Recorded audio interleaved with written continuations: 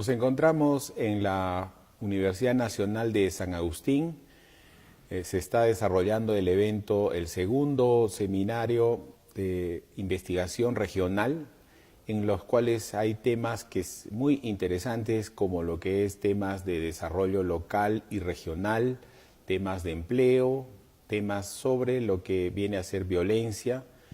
Y bueno, y estos eventos son realizados de manera conjunta entre la Universidad Nacional de San Agustín de Arequipa, a través de la Facultad de Economía, como socia e integrante del Consorcio de Investigación Económico y Social. Y bueno, hemos recibido una gran cantidad de investigadores y un panel de lujo. Tenemos presente en este evento participación de representantes de los gobiernos locales y regionales, de muchos sectores y de un público bastante activo por conocer y poder participar de estos diálogos y estas experiencias y estas investigaciones que van a servir para que los gobiernos locales y regionales puedan tomar o adoptar medidas que puedan suplir todos estos problemas que están plasmados en estas investigaciones. Vamos a dar inicio y tenemos la grata presencia de nuestro investigador Fernando Neira, a quien va a hacer una presentación del impacto que tiene sobre los gobiernos locales el tema de gestión de riesgo, a quien le doy la bienvenida desde ya. Muchas gracias, Fernando. Muchas gracias por la invitación. Fernando, ¿podrías comentarnos en qué ha consistido tu trabajo presentado esta investigación? Bueno, el año 2017, luego de haber ocurrido el evento del Niño Costero, el gobierno del Perú tenía necesidad de tener una orientación respecto a cómo manejar o cómo mejorar la atención, digamos, de esta situación de desastre que era bastante generalizada. Y para eso el CIES realizó, digamos, un concurso, el cual gané, para poder desarrollar una serie de análisis y revisión de los procesos de atención, de emergencia y desastres que ha tenido el país, centrándose básicamente en el anterior evento de desastre previo, digamos, al tema del Niño Costero, que fue justamente el terremoto de Pisco, ¿no?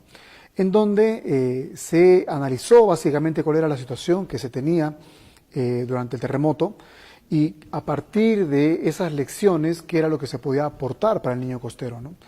Entonces, a partir de eso, lo que se concluyó en la investigación era justamente la necesidad de hacer una serie de reformas dentro del Estado, como por ejemplo el tema de constituir una entidad sólida, técnica, posicionada en el Ejecutivo para poder priorizar las intervenciones de los demás sectores, el tema de sincerar los roles dentro del Ejecutivo para que no haya superposiciones o dobles mensajes.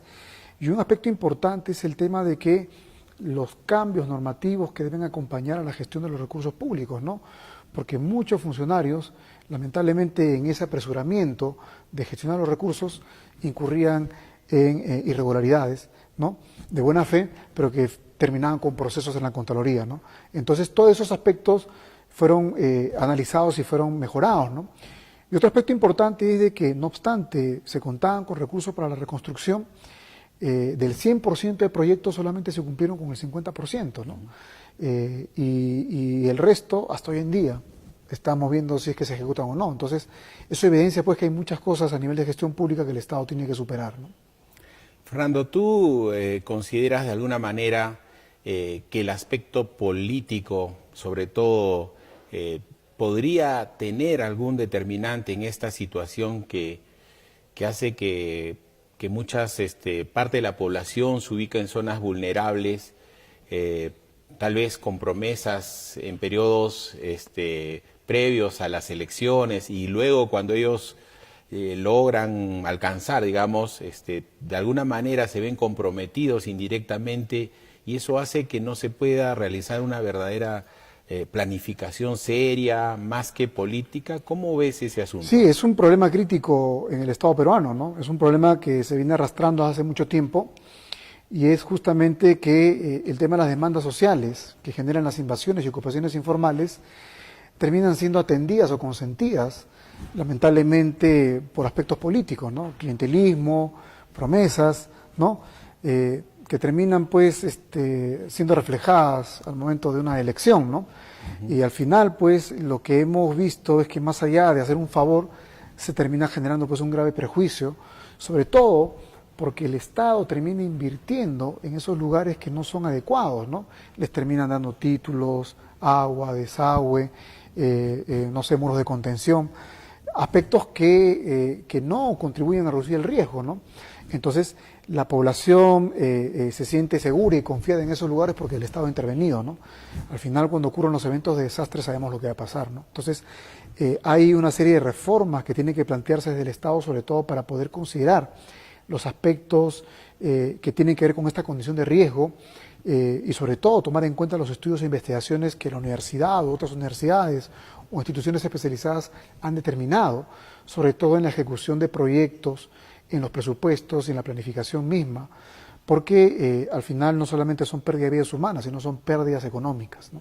¿De alguna manera crees que haya podido mitigarse el hecho de que se ha logrado responsabilizar a las autoridades que efectúen de manera obviamente inadecuada la entrega de títulos en zonas vulnerables? O sea, ¿puede ser esta una medida para frenar este tipo de situaciones? Porque ellos saben, conocen, hay estudios que obviamente no se debe realizar, pero que sin embargo por ese hecho de cumplir muchas veces se ha hecho un daño a la larga, y que ahora de alguna manera se ha pretendido regular, ¿no?, esta situación. Sí, existe una regulación en estos momentos en el cual hay una responsabilidad administrativa y penal de aquellas autoridades que permiten ocupaciones en zonas de riesgo, ¿no? Y eso se da no solamente en municipios, se da en nivel regional y también en el nivel nacional, ¿no? El problema es que parece que hay un miedo a denunciar, ¿no? Entonces ese miedo a denunciar es porque eso tiene pues una connotación política, ¿no? Entonces, lamentablemente tenemos que generar una práctica ciudadana en el cual, digamos, tenemos que evidenciar de que se han omitido las funciones o se han incumplido las funciones respecto a los temas de planificación y incorporar el tema de riesgos, ¿no? Porque más allá, digamos, de la inversión o cerrar brechas de inversión, lo importante es que esa inversión vaya de forma sostenible y segura. Entonces, ese es un tema importante, ¿no? Y una cosa que también es un tema que tiene que exigirse es que una condición para la inversión tiene que ser la planificación, ¿no? Una cosa que no se da en práctica hoy en día, ¿no? Por eso es un tema en el cual no solamente los chiquitos a nivel de gobiernos locales incurren, sino también tenemos a nivel nacional metido en todo este tema, ¿no?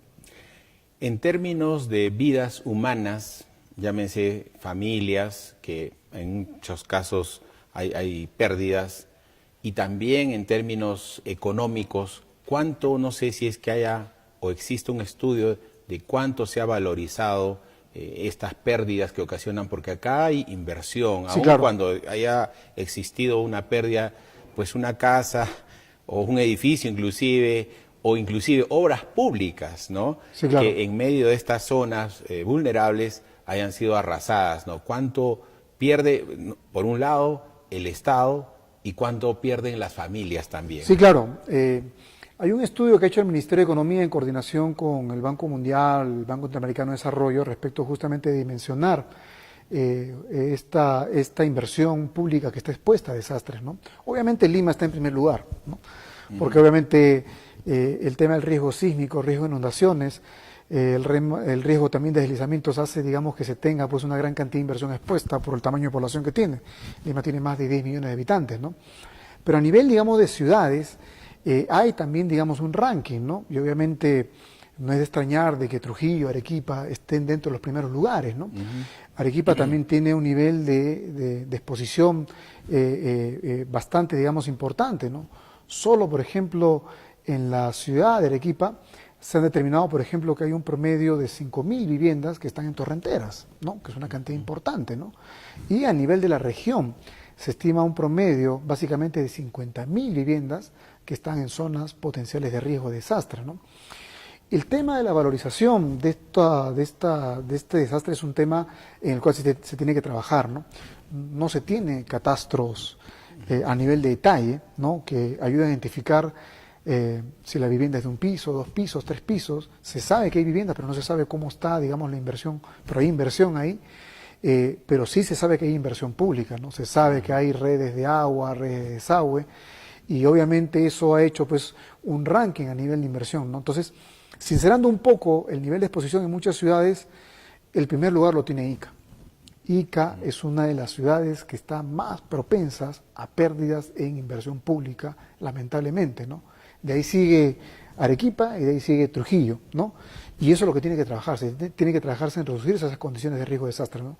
Lo que está haciendo el MEF en estos momentos es generar un mecanismo que tiene que ver con el tema de generar seguros, ¿no? Seguros para asegurar esta inversión pública y en caso de desastres, esta inversión pueda pues tener un apalancamiento para que pueda rehabilitarse. Pero el tema no basta únicamente con reemplazar, sino hay que reducir el riesgo, ¿no? Saber cuál es la causa del desastre para poder tener una solución integral, ¿no?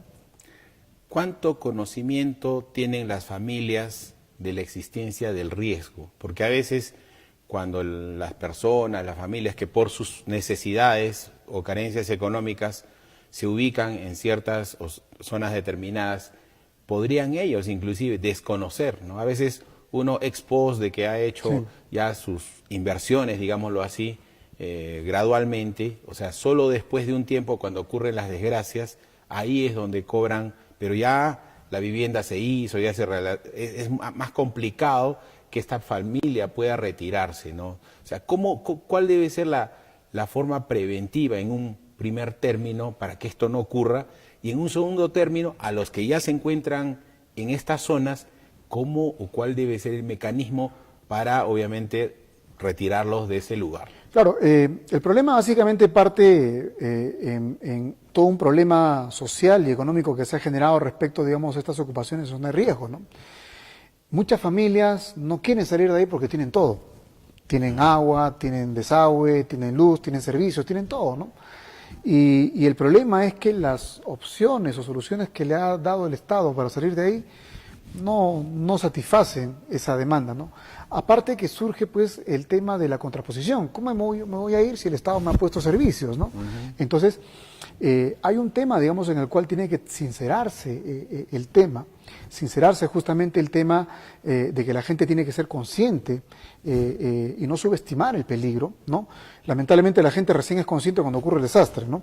Y eso no debería ser así, ¿no? Y por otro lado, los mecanismos de administración y de gestión territorial que tienen las entidades públicas tienen que contribuir a dar esa seguridad, ¿no? Y ahí lamentablemente hemos tenido un problema, por ejemplo, con esta entidad que se llama COFOPRE, que ha titulado sin tener en cuenta que hay una condición de riesgo en muchos casos, ¿no? Eso, digamos, ha generado pues un problema, ¿no? Titular en laderas, titular en zonas dependientes, en zonas que no son factibles para infraestructura, pues nos está pasando la factura en este momento. Entonces, hay un trabajo social muy importante que tiene que comenzar a trabajarse.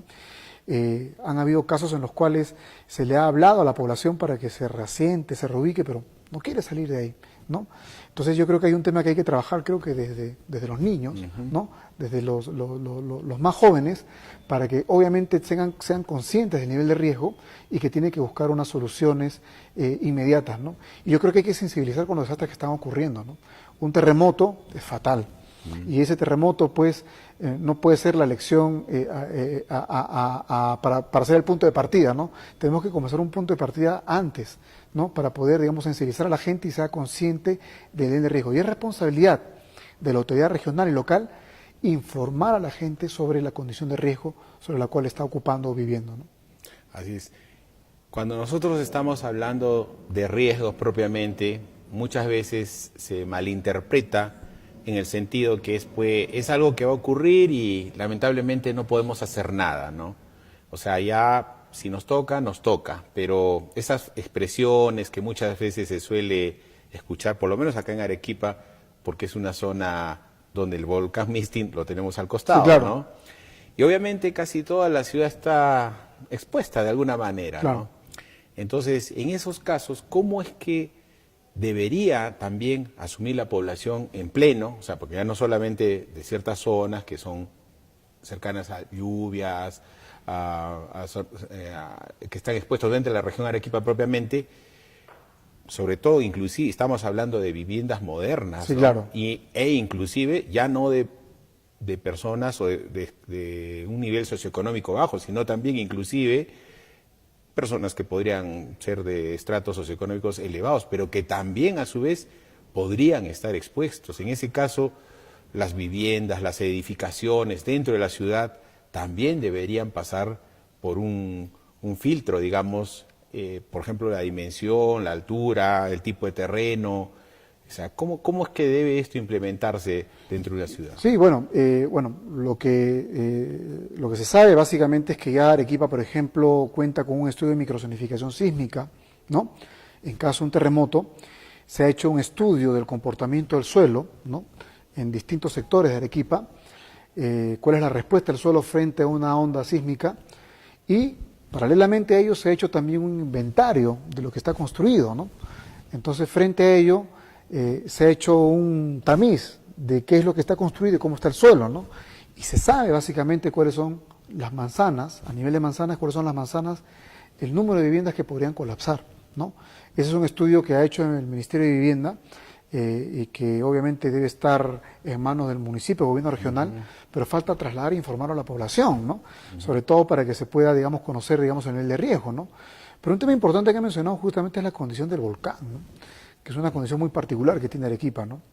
Tengamos en cuenta de que la última erupción volcánica documentada que tuvo Arequipa fue en el siglo XVI, cuando ya había ocupación española, ¿no?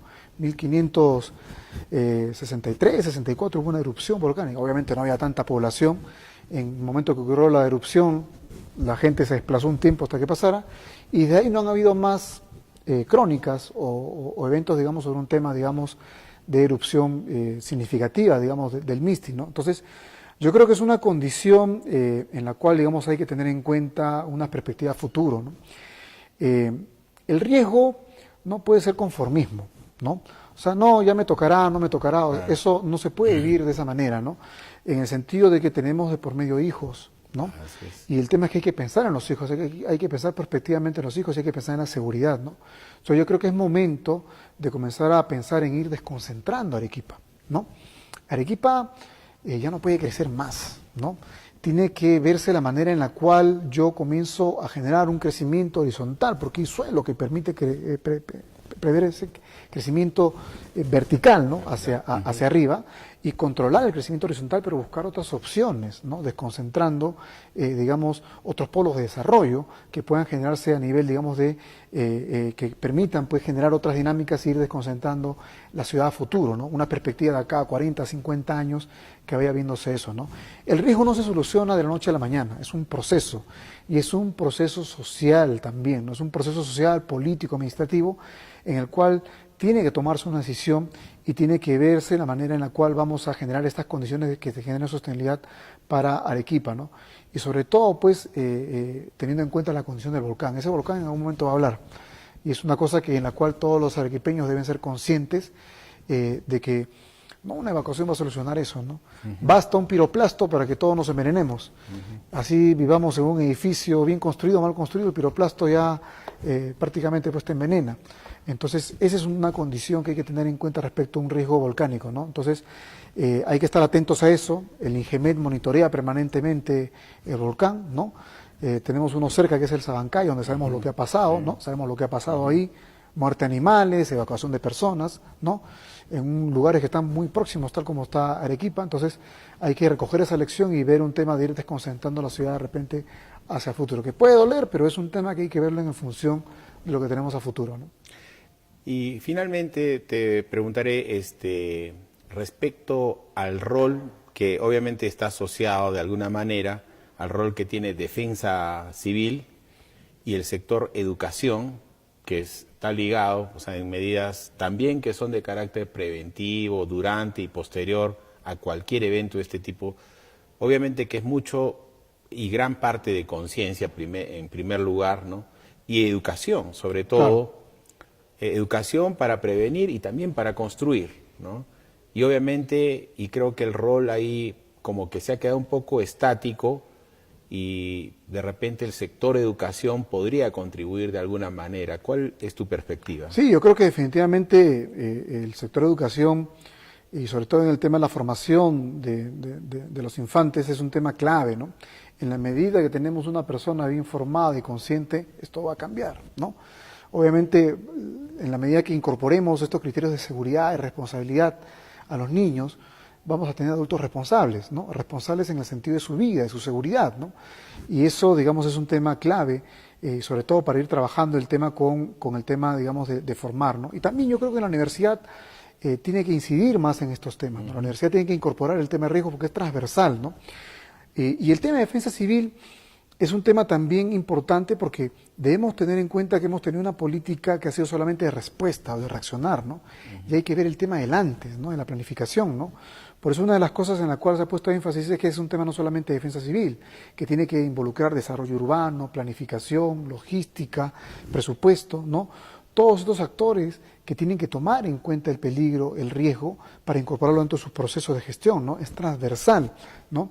Entonces, yo creo que hay un tema ahí en el cual el tema a nivel de defensa civil tiene que ampliarse hacia un nivel que permita coordinar y articular con todas las estructuras que tiene que haber en una entidad pública y sobre todo tener en cuenta esto para que se pueda hacer una gestión adecuada de riesgos incorporando de forma adecuada, ¿no? Y sobre todo, pues, una mala práctica que se ha generado es que todo el mundo espera el desastre para tener plata. Entonces, ese es un tema también que se ha generado como una mala costumbre, ¿no? Muchas veces eso hace de que muchas autoridades sobredimensionen el desastre para tener más recursos y aprovechar los recursos para hacer proyectos que nunca me habían dado plata, ¿no? Entonces, eso tiene que cambiar, ¿no? Tiene que cambiar y manejarse de una forma responsable para no especular y para que sobre todo se trabaje el tema de la planificación, ¿no? El ordenamiento territorial, el desarrollo urbano, es un tema que tiene que ir antes y que ahí tiene que trabajarse el tema de la mitigación, la adaptación y todo el tema, digamos, de reducir los riesgos de desastres, ¿no? Bueno, aprovecharé Sí. algo más. Si yo te pidiera una recomendación para los gobiernos locales y regionales de manera muy sucinta, o sea, ¿qué principios deberían ellos manejar para poder construir un tema de planificación, una estructura de planificación en esto? ¿Cuál sería tu recomendación? La recomendación que yo les doy a los gobiernos regionales y locales es que dediquen, sacrifiquen uno de esos compromisos que tienen ahí de repente para fierro y cemento por planificación, ¿no?